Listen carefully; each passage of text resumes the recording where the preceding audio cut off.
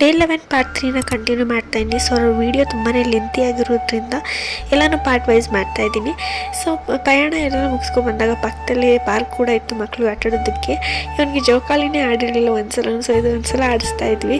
ಅದಾದಮೇಲೆ ಎಲ್ಲ ಮುಗಿಸ್ಕೊಂಡು ನಾವು ಡೈರೆಕ್ಟ್ ಮನೆಗೆ ಬಂದ್ವಿ. ಸೊ ಇದನ್ನು ನಾನು ನಿಮಿಷಮ್ಮ ಟೆಂಪಲಲ್ಲಿ ತೊಗೊಂಡಿದ್ದೆ ಪಿಂಗಾಣಿಗಳು.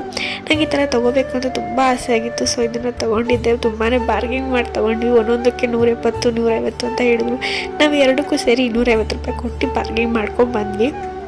ಅದಾದಮೇಲೆ ಎರಡಕ್ಕೂ ಒಂದು ಅರಳುಪ್ಪು ಮತ್ತು ಪುಡಿ ಉಪ್ಪು ಇಟ್ಕೊಂಡು, ಪ್ಲಾಸ್ಟಿಕ್ ಬಾಕ್ಸಲ್ಲಿ ಯಾವತ್ತೂ ಉಪ್ಪುಗೆಲ್ಲ ಇಟ್ಕೋಬಾರ್ದು ಅಂತ ಹೇಳ್ತಾರೆ ಮನೆಯಲ್ಲಿ, ಅದು ಒಳ್ಳೆಯದು ಅಲ್ಲ ಅಂತ.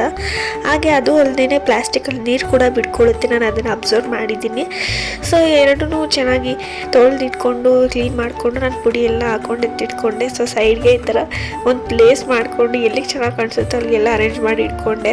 ಸೊ ತುಂಬಾ ಟಯರ್ಡ್ ಆಗಿರೋದ್ರಿಂದ ಬೆಳಗ್ಗೆಯಿಂದ ಯಾವುದೋ ಒಂದು ಸಾರು ಮಾಡಬೇಕು ಅಂದ್ಬಿಟ್ಟು ಟೊಮೊಟೊ ಸಾರು ಮಾಡಿ ಇಟ್ಬಿಟ್ಟೆ. ಇಷ್ಟು ಡೇ 11 ಬ್ಲಾಗು. ಸೊ ಮತ್ತೆ ನಾಳೆ ಇನ್ನೊಂದು ಬ್ಲಾಗ್ ಜೊತೆ ಬರ್ತೀನಿ. ಬಾಯ್.